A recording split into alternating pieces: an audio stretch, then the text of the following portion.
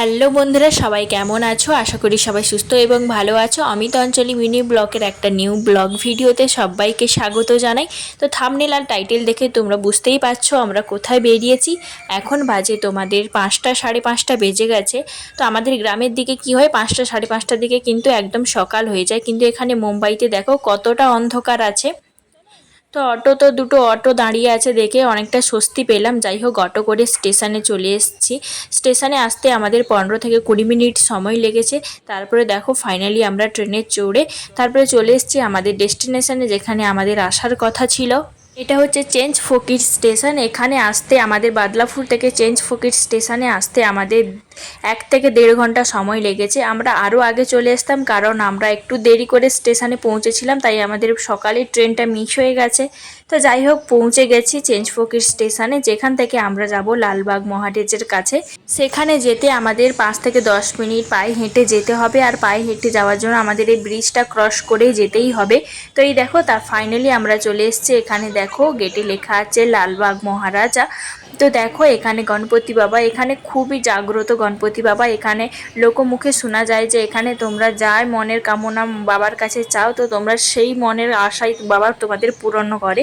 তো এখানে প্রচণ্ড ভিড় হয়, প্রচণ্ড ভিড় হয়। তো মানে যেটা তোমরা ভাবছো যতটা পাচ্ছ তার থেকে অনেকটা বেশি ভিড় হয়। তো ভিডিওটা কন্টিনিউ করতে দেখো, আশা করি বুঝতে পারবে। তো দেখো ফাইনালি আমরা সামনের দিকে এগিয়ে যাচ্ছি লাইন ধরবো বলে, মানে অনেকটা প্রচণ্ড ভিড় হয়েছে। যে আমরা গেছিলাম রবিবার দিন, তো রবিবার বলে যেহেতু ছুটির দিন প্রচণ্ড ভিড়। এটা দেখো মন্দিরের বাইরের লাইনটা সেটা ছিল, তোমাদের দেখালাম। ফাইনালি মন্দিরের ভেতরে, মানে মন্দিরের ভেতরে যে প্যান্ডেলটা হয়েছে, তো সেখানে আমরা এসে লাইনে দাঁড়িয়েছি। আর এখানে লাইনটা না পুরো জিগজ্যাগের মতন, এই দিক থেকে ঘুরে আবার সেদিক থেকে ঘুরে সেদিক, পুরো জিগজ্যাগ যেমনটা খেলা হয় না তেমনটাই লাইনটা হয়েছে। দেখো তোমরা দেখলেই হয়তো বুঝতে পারবে না, কিন্তু তোমরা ভিড়টা দেখে নিশ্চয়ই বুঝতে পারছো যে কতটা ভিড় হয়েছে। তো আমাদের লাইন দিতে হয়েছে 3 ঘন্টা। তো ভাবতেই পারছো কতটা ভিড়, কতটা জিগজ্যাগ আছে লাইনে। তো 3 ঘন্টা লাইনে দাঁড়িয়ে অপেক্ষা করে তারপরে আমরা বাবার দর্শন পেয়েছি। তো অবশ্যই বুঝতে পারছো। তো দেখো এদিকে ডান সাইডে একটা জিগজ্যাগ, বাম সাইডে একটা জিগজ্যাগ। তো ডান সাইডে জিগজ্যাগটা ক্রস করে আমরা সিঁড়ি বেয়ে উপরে উঠে দেখো উপর থেকে আমরা দেখাচ্ছি। দেখো ডান দিকে একটা জিগজ্যাগ ক্রস করে পুরোটা ক্রস করে এসেছি, আবার ডান দিকে আবার বাম দিকে এসে আমরা সিঁড়ি বেয়ে উপরে উঠে বাম দিকে জিগজ্যাগ ক্রস করে তারপরে বাবার কাছে পৌঁছাতে পারবো। দেখো এখানে অনেক স্ট্যাচু করা আছে। তো আগে যেটা দেখলাম সেটা পিঙ্ক কালারের, সেটা ছিল তোমাদের হজমালা দিয়ে তৈরি।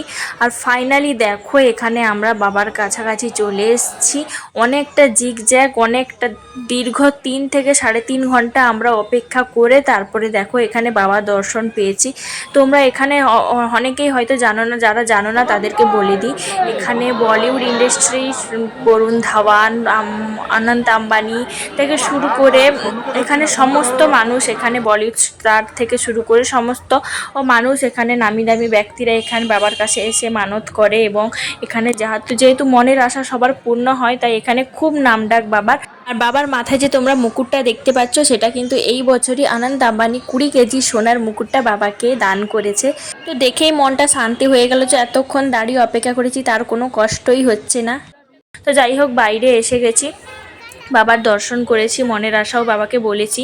তো তোমরাও আশীর্বাদ করো যাতে আমার মনের আশাটাও পূর্ণ হয়। এই দেখো এখানে কিন্তু সমস্ত নামি দামি ব্যক্তিরা এসে থাকে। তো এই দেখো এটা বাইরে এত সুন্দর করে গেট করা হয়েছে, তো দুধারে দুটো হাতি আছে। তো এত সুন্দর লাগছিল, জাস্ট তো বলেই বোঝাতে পারা যাবে না তোমাদেরকে। তো বন্ধুরা, ভিডিওটি ভালো লাগলে অবশ্যই লাইক কমেন্ট শেয়ার করো। আর চ্যানেলে যে বন্ধুরা নতুন এসছে অবশ্যই আমার চ্যানেলটিকে সাবস্ক্রাইব করে যেও, পাশে থেকো, ভালোবাসা দিও। দেখা হবে নতুন কোনো ভিডিওতে। ততক্ষণ সবাই সুস্থ থেকো, ভালো থেকো, টাটা সবাইকে।